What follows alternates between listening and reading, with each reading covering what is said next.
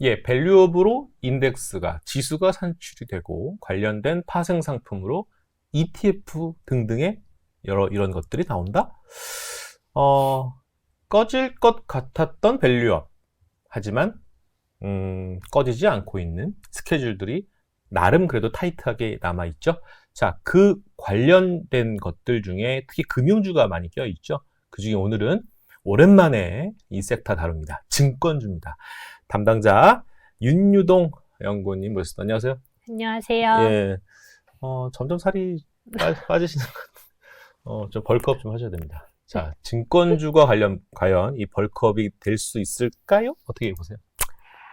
네, 이제 증권주 안 그래도 어, 많이 여쭤보시는데요. 네, 아무래도 이제 초반에 말씀하셨던 것처럼 음, 밸류업 관련해서 이제 많이 질문을 주고 계십니다. 음, 안 그래도 이제 상반기 지나갔는데 실적도 굉장히 잘 나왔거든요. 음. 여기에 이제 하반기에 밸류업 기대감이 더 커지면서 증권주에 대한 투자 심리와 주가 모두 다 우상향되고 있는 추세입니다. 예, 한국 주식이 매우 힘들죠. 상당히 고난이도 시장이고 정말 욕 나옵니다. 그렇죠? 차트 한번 보여드릴까요? 이 증권주의 흐름 한번 파악해 볼까요? 삼성증권 이래요. 나름 그래도 판정승할 수 있고 올해 코스피가 연간으로 보면요 거의 뭐 똔똔 정도예요. 연간으로 보면. 근데 코스닥은 한 마이너스 10% 언더가 넘죠. 이런 와중에 증권주는 그래도 잘했네 라고 할 수 있을 것 같아요. 더 볼까요? 한국금융지주. 한국금융지주도 이런 모습을 나타내고 있네요. 괜찮아요. 좀 더 볼게요. NH투자증권 너무 좋아요. 네. NH투자증권 너무 좋아요. 자, 키움증권 한번 마지막으로 봅시다. 조금 밀리는 부분이 있는데 그래도 나름 그래도 연초 대비하면 괜찮은 성과입니다. 바꿔주실까요? 하면 은행주보다는 만년 2등 자리를 지금 갖고는 있지만 증권주가 그래도 올라갈 수 있다고 보시는 좀 가장 큰 근거? 뭘로 보세요? 이건 이제 아무래도 이 PPT 자료 같이 보면서 이제 어, 말씀드리는 게 좋을 것 네네. 같아요. 이제 PPT 자료 보시면은 제가 올해 키워드를 충당금과 IB라고 두 개를 써놨는데요. 일단 작년에 한번 생각을 해보시면 저희 증권사들이 충당금을 굉장히 많이 쌓았습니다. 아무래도 부동산 PF 영업을 많이 했기 때문에 여기에 대한 부실을 대비해서 작년에 굉장히 대규모로 적립을 하였는데요. 이게 올해부터는 확실히 줄어드는 모습이 상반기에 나타났습니다.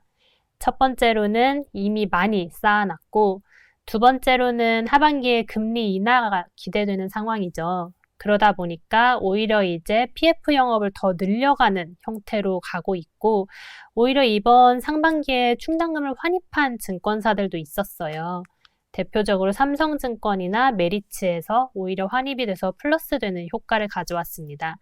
그래서 PF에 대한 우려는 어느 정도 지나갔다라고 보셔도 무방할 것 같고요. 두 번째로 그러면 IB 수익이 앞으로는 어떻게 되냐 하면은 점점 늘어가는 추세를 전망하고 있습니다.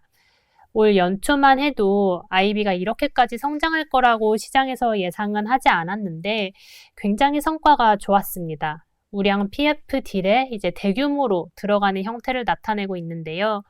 상반기에 대형 증권사들이 어닝 서프라이즈를 낼 수 있었던 가장 큰 이유가 이 IB에서의 선전이 굉장히 두드러졌습니다. 그래서 하반기에 아무리 조금 현 기조에서 줄어든다고 해도 연간으로는 확실히 플러스 되는 모습을 볼 수 있겠다라고 전망을 하고 있습니다.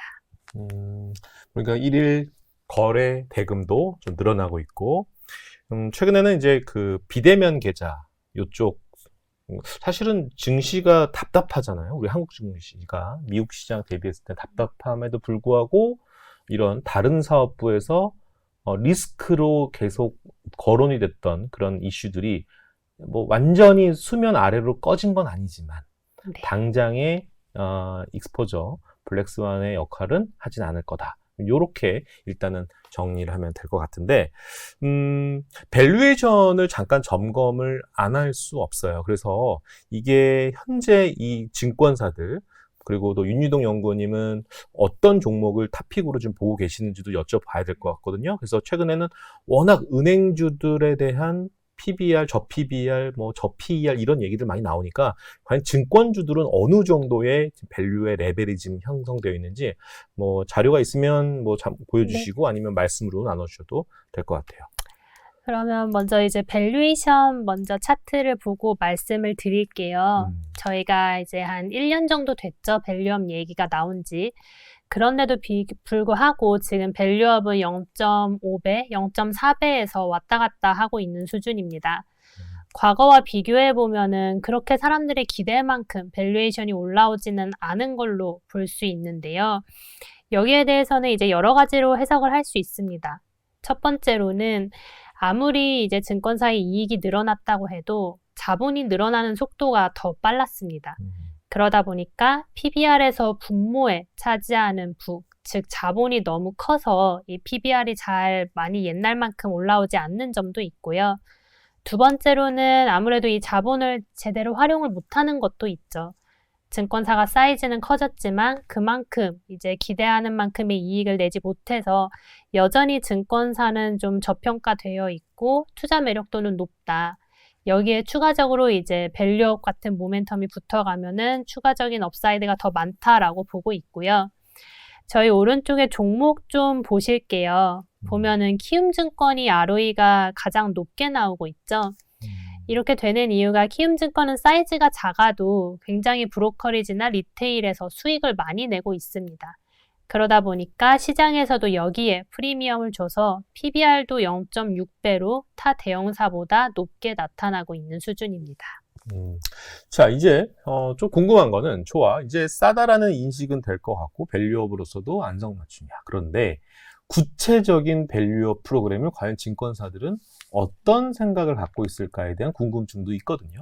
뭐 최근에는 뭐 미래에셋도 뭐 여러분들 언론 보니까 뭐 어떻게 하겠다라고 좀 제가 기사도 한번 본 것 같은데 증권사별로 증권주들이 어떤 주주환원율, 주주환원 정책을 어떤 것을 좀 준비하고 있는지 구체적인 강론들이 좀 예고가 좀 되고 있는지 한번 그것도 한번 점검을 좀 해주셨으면 감사하겠습니다. 네, 이제 PPT 보면서 설명을 드릴게요. 지금 현재 커버리지 증권사들의 주주환원책을 전부 다 정리를 해놓았는데요. 뭐 이렇게 보면 좀 약간 복잡해 보일 수 있지만 대부분이 목표 주주환원율을 30에서 35% 정도 타겟을 하고 있고 여기에 대해서 뭐 ROE는 10%로 하겠다. 아니면은 배당이나 자사주 매입 소각을 적절히 활용하겠다라고 얘기를 하고 있습니다. 일단 이 주주환원책을 이렇게 앞다투어서 내는 배경을 한번 볼 필요가 있는데요. 정부의 밸류업 프로그램 외에도 증권사가 작년에 PF 때문에 굉장히 실적이나 주가가 많이 떨어졌죠. 그러다 보니까 경영진 입장에서도 당연히 이 주가를 부양할 만한 모멘텀이 있는 거고 또 저희 메리츠 금융지주 한번 보셨으면 아시겠지만 주가가 자본 정책으로 인해서 굉장히 많이 상승을 했잖아요. 여기에 대해서 벤치마킹 하려는 움직임도 크게 나타나고 있습니다. 그래서 대표적으로 키움증권을 생각하시면은 국내에서 1호로 밸류업을 공시를 했습니다. 기업가치 제고 계획을 은행보다도 먼저 증권사에서 발표를 했고 또 얼마 전에는 미래에셋증권도 공시를 했거든요. 이렇게 대형사들이 좀 앞다투어서 주주환원책을 좀 열심히 하는 모습을 보이고 있고 또 아직 발표하지 않은 기업들은 올해 하반기나 내년 상반기까지 다 발표를 할 예정입니다. 여기서 좀 눈여겨볼 만한 종목으로는 아까 말씀드린 키움이나 미래 그리고 삼성증권 정도인데요. 키움이나 미래는 이미 자사주를 얼마나 매입을 하겠다 공시를 했기 때문에 지금 현재도 수급 효과를 누릴 수 있는 구간에 있습니다. 회사가 어차피 자사주를 사들이니까 여기에 대해서 따라가기만 해도 투자자들한테는 당연히 이득이 될 수 있는 구조이고요. 삼성증권도 기대해 볼 만합니다. 삼성증권은 삼성금융그룹 차원에서 다른 보험사나 카드사와 함께 이제 주주가치 제고 계획을 발표할 예정인데요. 여기에 대해서도 투자자들이 기대를 하고 공시를 기다리고 있는 상황입니다. 예. 여러분 지금 NH투자증권의 증권주 담당하는 윤유동 연구원님 AI 아닙니다. 직접 출연해 주셔서 지금 말씀 해주고 있으신가요? AI 아니라는 점. AI 같아요. 좋아요. 자, 좀 구체적인 투자 전략으로 갑시다. 차트 한번 봅시다. 자, 삼성증권이 실적이 좋아요. 중간중간 보니까. 그쵸? 근데 네. 이렇게 주봉을 한번 보면요. 지금 요런 모습이거든요. 이게 전고점까지 보면 한 5만 원 정도 이렇게 형성이 되어 있거든요. 이거는 뭐 넘기신다고 좀 보시는 거죠. 일단 기본적으로. 네, 가능할 거라고 음. 당연히 보는 게, 전고점 보시면은 음. 코로나 때 제일 좋을 때 시기일 거예요. 2021년 이렇게 될 때는 한창 증권사가 코로나 특수를 누리던 때인데요. 예. 지금 삼성증권 차트 보시면은 한번 쭉 빠졌다가 최근에 굉장히 많이 올라왔는데, 일단 첫 번째로 빠졌던 이유는 MSCI 지수에서 편출이 되었습니다. 그때 이제 수급이 잠깐 빠지면서 내려갔다가 실적과 밸류업 모멘텀, 거기다가 PF도 굉장히 적고 양호하다라는 이제 시장의 얘기가 돌면서 굉장히 많이 상승을 했습니다. 그러면 여기서 더 갈 수 있냐도 많이 투자자분들이 여쭤보세요. 그래서 충분히 더 가능하다고 보는 이유는 첫 번째로는 실적이 굉장히 좋습니다. 일단 7월 달에 파악한 것만 해도 삼성증권에서 굉장히 좋은 실적 낸 걸로 알고 있고, 또 하반기에도 PF 같은 이슈가 크지 않기 때문에 더 올라갈 여지가 많고요. 두 번째는 아까 말씀드렸던 금융그룹 차원에서의 밸류업 정책이 지금 기대되고 있어서 충분히 더 이제 업사이드는 있다라고 판단하고 있습니다. 이게 월봉이거든요, 연구원님. 월봉은 진짜 이제 부릉부릉 시작되는 느낌 같은데? 네, 맞습니다. 그렇죠. 이게 과거에 이렇던 흐름이긴 하지만 뭐 단순한 객관적인 실적 볼륨감으로 보면 이거는 뭐 상당히 기대가 되는 그런 차트의 모습 같아서 여쭤봤어요. 근데 키움증권은 사실 참 이슈가 많았지 않습니까? 이게 여러분 차트 보시면 아시겠지만 키움증권 요때 기억나시나요, 여러분들? 정말 이게 작년 모습, 작년 그림이잖아요. 네. 이게 몇 가지 일부 소수 종목에 대한 하한가 사태로 인해서 키움증권에 대한 불매 운동까지 있을 정도로 상당히 곤혹을 당했는데 다 회복하고도 벌써 13만 4천 원. 와, 이거 벌써 요요 영역인데. 근데 키움증권의 단점이 뭐냐면 너무 브로커리지. 그러니까 약간 리테일 쪽에 대한 수익 이거에 너무 치중한 나머지 우리가 지금 소위 말해서 레버리지 효과가 있는 IB라든지 기타 사업부들이 좀 상대적으로 떨어지잖아요, 키움증권이. 과연 그러한 아킬레스건을 극복하고도 계속적으로 좀 상승 룸을 폼을 열고 우리가 봐야 될 건지 좀 궁금증이 좀 있습니다. 네, 키움증권은 다른 대형사와 좀 차별되는 점이 아무래도 PF는 적고 리테일 비중이 굉장히 높다는 건데요. 그것 때문에 주가도 많이 올랐지만 또 한편에서는 이 리테일, 예를 들어서 최근에 토스증권이 굉장히 잘하고 있는데 이 키움증권이 이 리테일 1위를 계속 수성할 수 있겠냐, 이런 의문도 있었던 게 사실입니다. 거기다가 작년에 말씀하셨던 그런 몇 가지 안 좋은 사건들도 있었고요. 예. 그래서 여기에 대한 우려가 이제 가니까 사람들이 이제 IB라도 조금 더 이제 잘하는 모습을 보여주면 되지 않을까라고 기대를 했고, 실제로 상반기에 키움증권의 IB 수익이 굉장히 많이 올라왔습니다. IB에서 그동안 보지 못했을 정도로 큰 딜에 1,000억 원 이상씩 들어가면서 참여를 했고, 여기서 수수료 수익도 많이 벌었는데요. 그럼에도 불구하고 왜 주가가 더 안 가냐라고 하면은 좀 한 가지 특이사항이 있습니다. 키움증권이 RCPS를 보유를 하고 있는데요. 예전에 자본을 늘리기 위해서 찍었던 RCPS인데 이게 전환가가 15만 원이에요. 그래서 15만 원에 4천억 원 정도의 물량이 걸려 있습니다. 그러다 보니까 만약에 주가가 15만 원을 넘어서 16만 원, 17만 원 정도 되면 가지고 있던 투자자들이 이를 주식으로 전환해서 팔겠죠. 그러다 보니까 이걸 아는 투자자들이 13만 원 정도만 가도 이제 주가가 좀 캡이 씌어서 더 못 올라가고 있는 그런 상황입니다. 그래서 키움증권도 좀 더 이제 밸류업 모멘텀 이런 거를 더 노려가지고 공시도 더 열심히 하고 하면서 이 15만 원을 넘기 위해서 노력 중입니다. 제가 조금 이거는 좀 뭐랄까요? 증권주를 담당하시는 애널리스트는 어떤 생각을 갖고 있을까 중에 하나의 질문이 뭐냐면 아까 이제 연고님도 잠깐 살짝 얘기를 했는데 이건 이제 실제 우리 여의도 분위기입니다. 뭐냐면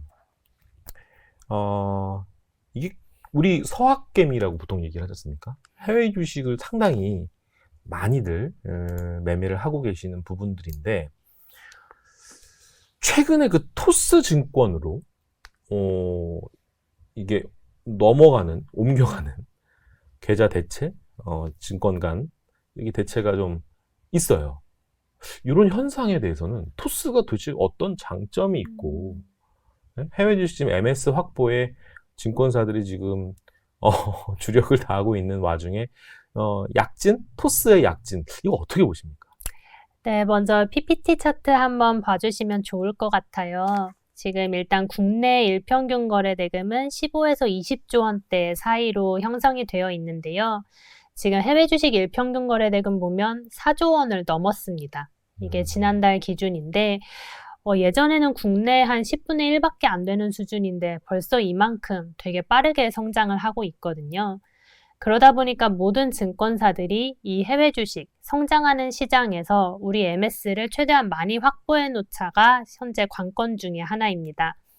그러던 중에 이제 토스 증권의 MS 확대가 굉장히 눈에 띄는 상황이에요. 지금 여기에는 안 나와 있지만 대략 MS 20% 정도를 차지하고 있거든요.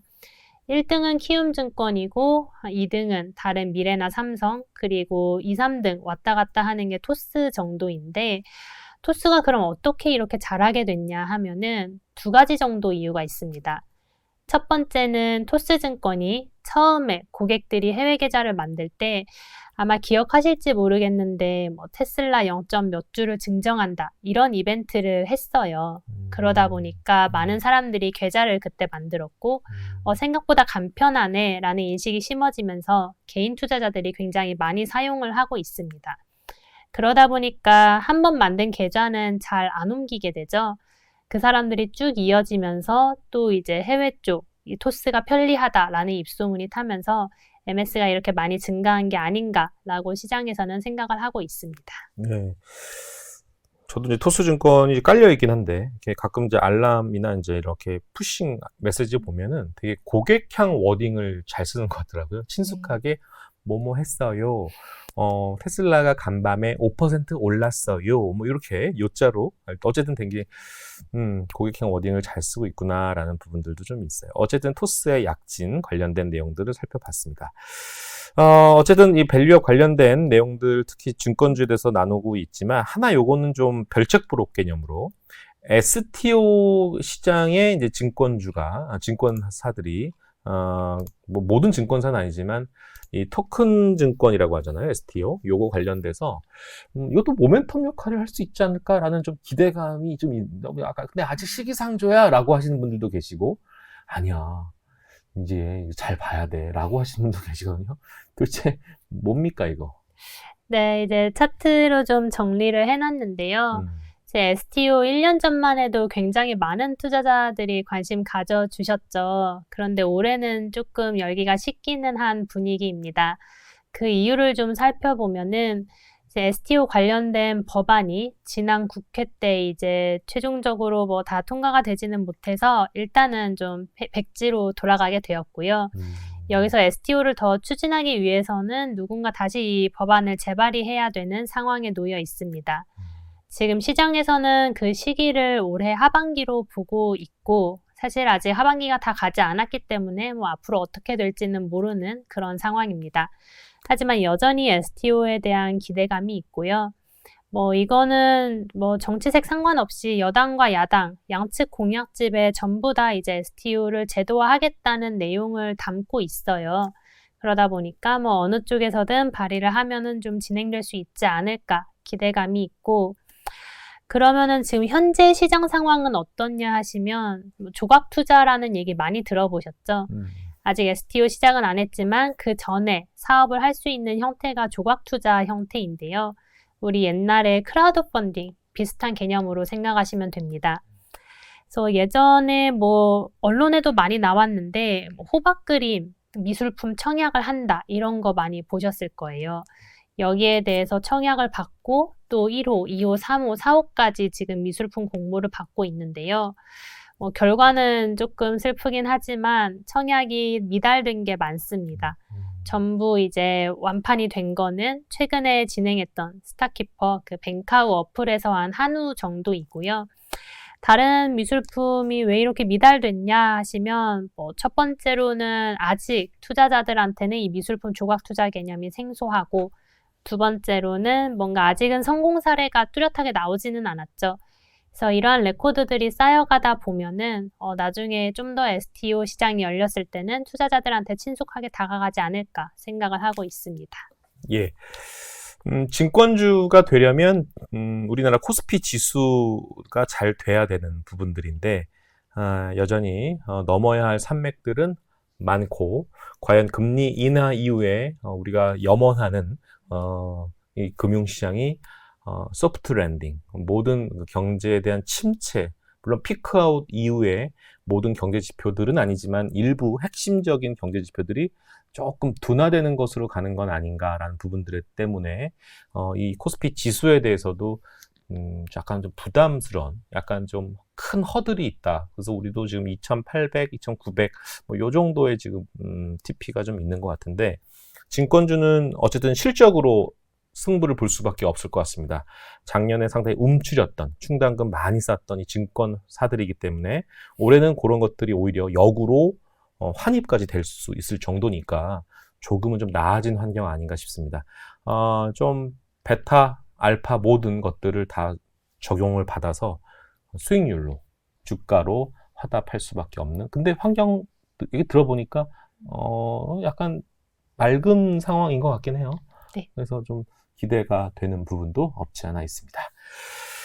자, 오늘 화목한 런치스탁 이제 증권주를 마지막으로 다음 주부터 말씀드렸죠? 이제 여러분들이 갖고 있는 종목들 중에서 손실이 좀 큰 특정 종목들에 대한 컨설팅 이후에 솔루션까지 한번 찾아보는 그런 시간을 가져봅니다. 전 섹터.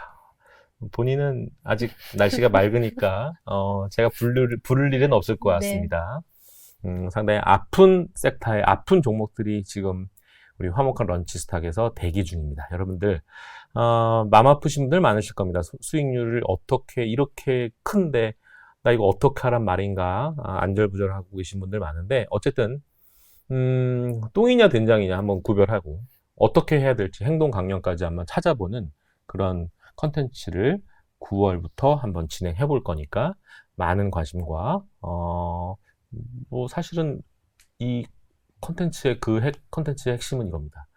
여러분들의 수익률이 좀 더 나아지고 이 늪에서 빨리 헤쳐나올 수 있는 것이 목표인데 단순하게 쉬운 것만은 아닐 겁니다. 어쨌든 진짜 한번 면밀히 진정성 있는 컨텐츠를 한번 해볼 거니까 많은 관심 부탁드리겠습니다. 자, 오늘 화목한 런치스탁은 여기서 마치겠습니다. 감사합니다. 감사합니다.